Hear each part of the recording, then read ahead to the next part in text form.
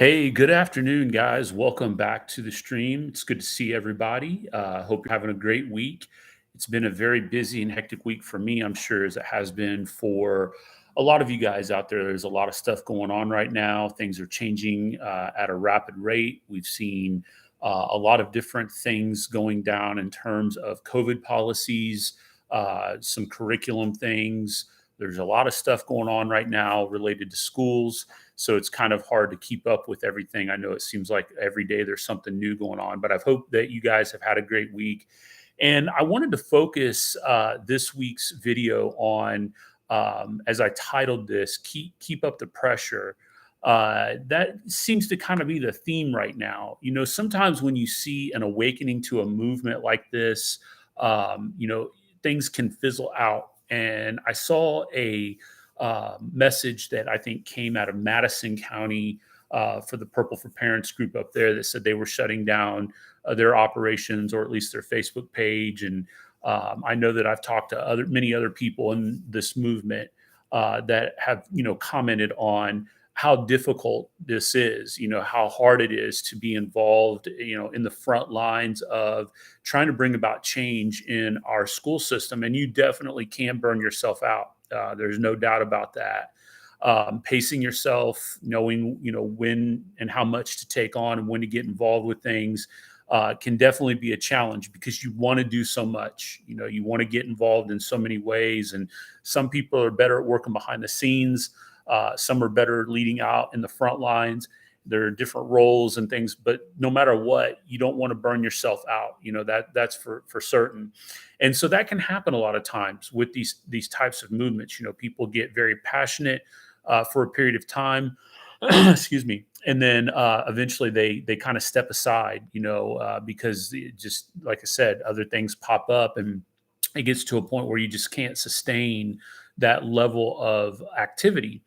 And so it's really encouraging to see not only familiar faces that are continuing to strive in the fight. And I think it's important that we encourage those people, that we take time to let them know how much we appreciate the work that they're doing. Because like I said, sometimes there are people who feel a certain way about what's going on. They want to get involved, but maybe they don't have the confidence. Maybe it's not their personality type. So take a moment and let someone know, hey, I'm willing to help out in this way. It's not, maybe behind the scenes type thing. There's tons of opportunity for you to be involved in what's going on in the movement without necessarily having to be out in the spotlight. And just knowing that there are people that are there. Hopefully, we can encourage them to continue that fight, because that takes a lot of energy to do. And sometimes I'm in that kind of mode. Sometimes I'm not. Sometimes I like to hang back and observe and leave some comments, and other times I'll dive in where need be. So what I would say out of all that, though, is regardless of whether you're in the front lines or you are playing a background part, it is working. Keep it up. Keep up the pressure. Now, what I mean by it's working, because as I've said in many other videos, from time to time, we should be thinking about what our goals are with this, and everybody's going to have different goals. Some people who are in this movement are in it to completely redesign or change or alter the way that education looks in America. Some people just want their local schools to do what they're supposed to do, which is educate the students in their community. Some people want to see options opened up, and just allowing individual families to choose. So no matter what your goals are in this, if it's reform, redesign, or just simply tweaks in the system, it's working. We are seeing responses that are starting to indicate that schools realize that they're being held accountable. They realize that parents are not just watching, but they're engaged. I think that school administration, both from the upper level all the way down to the building level, always knew that parents were kind of watching, but it was always left to the parents that were, those of the kids who were the goody two shoes or the honor roll students and things of that nature. And really the ones who were struggling only got involved if they were badgered into being involved. And I've heard a lot of teachers lament the fact that more parents weren't involved. I've talked about this in previous streams, but now they know, communities at large are starting to pay attention. Even those that don't have children in the school district are starting to pay attention because they're taxpayers. They have skin in the game. They are, as they like to say in education, stakeholders in this. And so there's more and more pressure being applied to keep these schools accountable for the curriculum, for the logistical rules and regulations, whether those be COVID related or anything else. I have always wanted to try to focus primarily on curriculum based ideas and what's going on there. I haven't really gotten too involved in COVID policies. It's to me not as fruitful. And honestly, in the long run, hopefully not as impactful as understanding the curriculum battle that we have before us.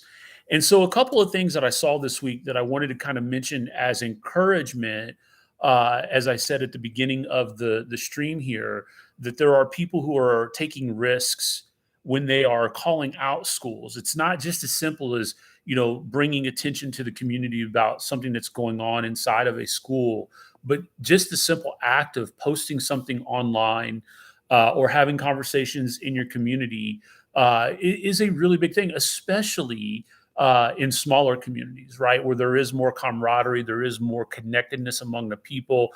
Not to say that it's not as important in larger districts or in cities, but it's a little bit more, I guess, convoluted or maybe watered down. I don't know if that's the right way to say it, but that there may not necessarily be that immediate pushback from people that you know. Now you're going to get people on your accounts that are going to give you feedback one way or the other. But it means a little something when you know the people, right, that are pushing back or giving you praise for what you're doing. And you can see it is having an effect on communities, that they are being either pulled together or torn apart in some cases related to all of this. And so, in particular, an instance that I saw this past week out of Unify Carmel, and I don't know who exactly was responsible, excuse me, for the post, but I saw it on my Twitter timeline, and it had to do with the yearbook and the promotion of a Pride Club or clubs. I couldn't really tell from the pictures, but it was pretty evident that it was promoting a Pride Club. And then in addition to that, there was another separate set of information that came in. I saw this one on Facebook that was related to a Satanic Club that they have at Carmel. And so, really, with both of those kind of coupled together, there's concerned parents of what is going on here. What are we promoting? What values are we promoting in our schools? And you have every right as a concerned parent, again, whether you're a direct stakeholder or an indirect stakeholder, the schools in your district are breeding the next generation of leaders in your community. And so you have every right to be concerned if what is being promoted does not, in your opinion, jive with the morals, ethics, values, whatever that you think the school ought to be engaged in. And that's the important thing, because this is a classic textbook example of where they will try to hijack the narrative, right?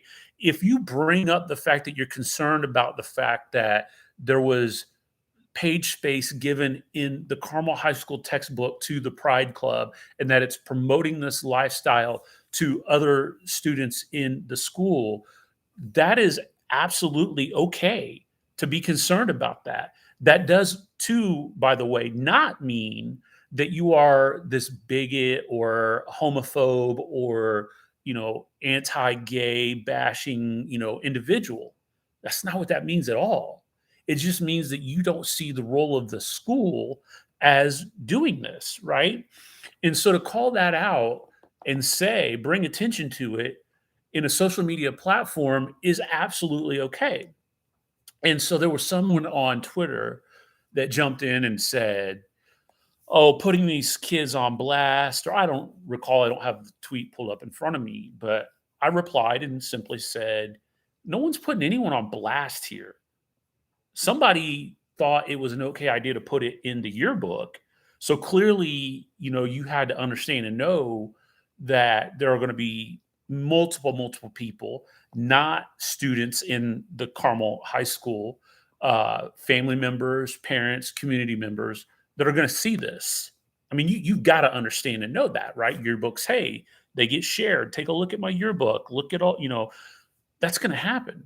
And the fact that somebody took a picture of it and put it on social media somehow got twisted into this like it's sick and creepy to post pictures of kids on social media. And that's what they want to do. It's a straw man. And then when you try to engage with them, they want to move the goalposts. So now the debate isn't necessarily about whether or not this is an acceptable thing to do. They're trying to bait you into discussing and debating whether or not it's creepy or not to post photos of kids on social media platform, which again, it was never an intention of the original post to put these kids on blast or shame them. I don't know who those kids are. I'm never going to know who those kids are. I bet a lot of people that see that online are never going to know, aren't going to try to dig around and find out who these kids were. That's not our focus. Our focus is saying, look at this messaging as to what Carmel is doing, and we don't agree with this. Okay. And there's absolutely nothing wrong with bringing attention to that in the community. Now, the other thing then that I think is important to kind of understand and know about this is the same people who are saying, and there was one guy in particular who somewhere along the line is involved in coaching high school basketball players in like travel or club or AAU or something. I don't even know. His bio had like all these different things that he's involved with. And of course, it was chock full of social justice hashtags and all this stuff as well. And he replied directly to me saying, that, hey, this is creepy. There was a picture that came out of the Indianapolis Star that was intended to showcase a Hamilton Southeastern volleyball player that was kneeling before the anthem of a Brownsburg Hamilton Southeastern volleyball game. And again, I didn't even take the time to bother with it because it just would have been a fruitless activity to do. But in my mind, I was thinking, now I wonder what this coach would think about this picture being put up on social media, being included on the online. I'm guessing, I don't know if it made the print version, but certainly in the online version of the Indy Star, online for people to see. Is that creepy? Is that perverted? That photographer doesn't know those players, presumably, and even if they did, it's the same type of situation where you're using children to post a and make a statement about something. I would happen to bet that he's probably okay with it though because it fits his narrative. It was showing a player kneeling during the anthem, so that fits his social justice narrative. So I'm imagining that he probably would be okay with that. But that's the double standard, right? That's what we're up against.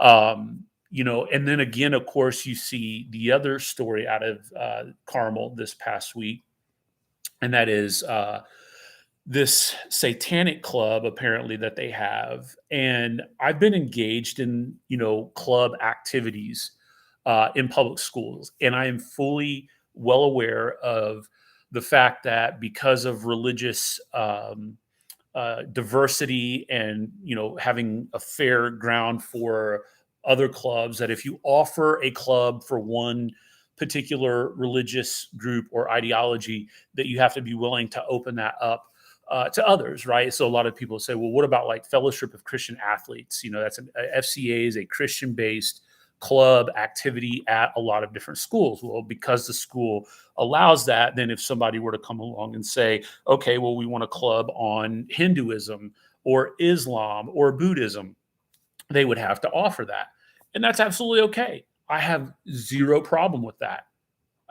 In the name of religious diversity, I think it would probably be a good idea for some Christians to be a part of that, to learn and know more about worldviews and ideologies that differ from their own, and not get into an echo chamber.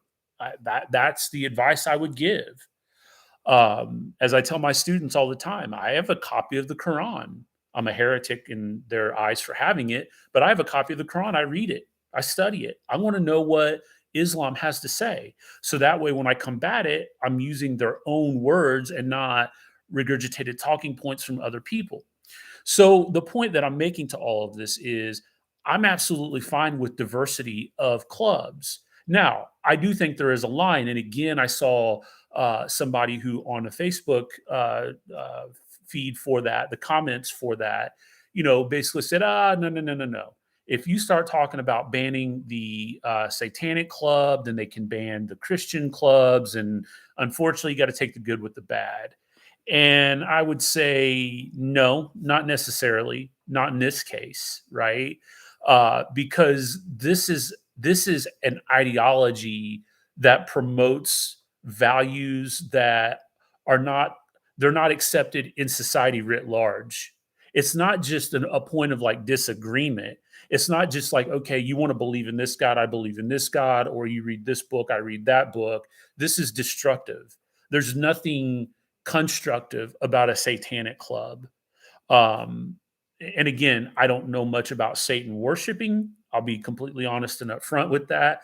But the little that I do know is that the values and the goals I guess I would say of this are counterproductive to any civilized moral or ethical code that would have here in our country. And so I do think we have an obligation to keep students safe, just like I wouldn't say it would be worthy of having a club to teach kids how to commit suicide, euthanasia. If you're struggling and there's no end in sight and there's nothing you could do, well, just end it all. Oh, let's have a club over that. I mean, I know that sounds ridiculous, but that's essentially what we're admitting here, right? Is that this is a club where the core tenets of it are counterproductive to what we want anyone, adult, let alone kids, embracing and learning about. So I do think that there is a line that has to be drawn in terms of safety, of constructive ideology, and something that I think is going to contribute to the culture in the community, both of the school and the larger community, the town, whatever. And certainly a satanic club, at least in my eyes, can't really fit that mold. Now, that's not to stop anybody from practicing this outside of school. And again, this pairs with another story. I just recall remembering about there was a lot of buzz about this one online this week as well, out of Brownsburg, where somebody snapped a photo of a man, well, a young boy and a young woman. I'm guessing presumably somewhere maybe like junior or seniors in high school, that showcased the boy with a collar around his neck, a leash that the girl was holding, and I didn't follow into all of the details because it got really bizarre. A lot of people were coming at it from various different angles. Um, there were parents that were saying, "Oh, I talked to my kids who go to school there, and they were saying that they're just doing this for shock value." Some people are saying, "No, this is tied to some strange sexuality fetish type thing." Um, I don't know because I'm not in the building. I can say, having been in public schools recently within the last couple of years, that I do know that kind of thing does exist from a sexual dominance. It's a way of kind of saying the woman is dominating the male submissive to the female. I know that there are groups of kids out there that apparently are into wearing tails and little horns or ears on their head. Excuse me. That also has some kind of weird fetish to it as well. This is beyond, in my estimation, and many others, just some kind of alternative lifestyle. Again, it has no role of being promoted or allowed in public schools. This is where our administrators have lost the backbone of enforcing standardized behavior and what it takes to, they always talk about one of the roles of school is preparing students to be productive members of society. Well, how is this doing that? This is setting these kids up to be mocked and ridiculed. This is where you see individuals who snap in society when they felt years and years and years of being ostracized, bullied, pressured, what have you. These people need help. They need help. Not saying that they can't be their own individual person, but this type of activity and behavior is not normal. It's not okay. It's not, and by normal, I mean being able to be a productive member in society. Okay. Everybody has their demons. Everybody has their sins. Some hide it better than other. I get all that. I'm not trying to jump into that kind of a debate here. What I'm trying to say is those who can acclimate to society, though, and be successful have been equipped with the skills and tools to be able to do that. Allowing these young men and women to practice these things is setting them up for failure. I don't care how you want to justify it. And I saw people jumping on the comments and trying to say, oh, I went to school there in this period of time. And, yes, there's always been knuckleheads. I understand that. I get that. This is not the same thing as, pranking kids or good old fashioned ribbing or teasing or anything like that. This is a cry for help. All right. And listen, with all of these stories that I've talked about here in the stream today, these are all cries for help. And what we are doing by allowing these students to continue to showcase this lifestyle and be led astray and be told that love is love and everything is okay and everything's going to be all right and on and on and on it goes is setting them up for failure. And it has no place in being promoted in schools. If you truly are passionate about wanting to lead this lifestyle, that's that's your choice. That's your call. I'm not trying to tell you that you have to live the way that I think you do, but you do that on your own time, right? It's just like if I were to go into a classroom, a public high school classroom, and crack open my Bible and start reading scripture and trying to minister to children in the classroom, how quickly do you think that would get shut down? Right? How quickly do you think I would be told to stop? That that's not the appropriate place and time to do that. That's not my duty or job as a teacher, educator to do that. And the same thing is true of all of these other stories. But yet they get fought and they get upheld, right? Now, thankfully, again, the pressure is being applied and more teachers are being held accountable that are trying to radicalize our students. Obviously, the big story out of California of the teacher that was caught on camera trying to radicalize students and talking about how much he has tried to do to work years and years and years to radicalize students. And we wonder why, when these guys get into society, they acclimate the way that they do because this is what they're being exposed to. So, in closing, keep it up. Keep putting pressure on. When you see examples of these things, call them out.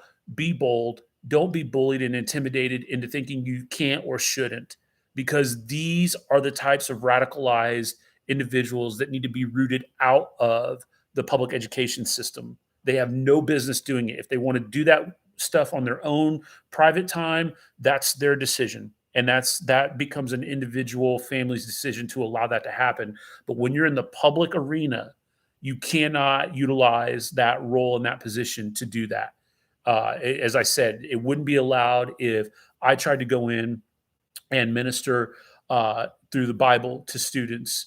It wouldn't be allowed in many other instances as well if there were different ideologies that were being taught. So keep it up. Hopefully, we're making headway. I think we are. And I think most importantly, this is bringing it to more and more parents' attention.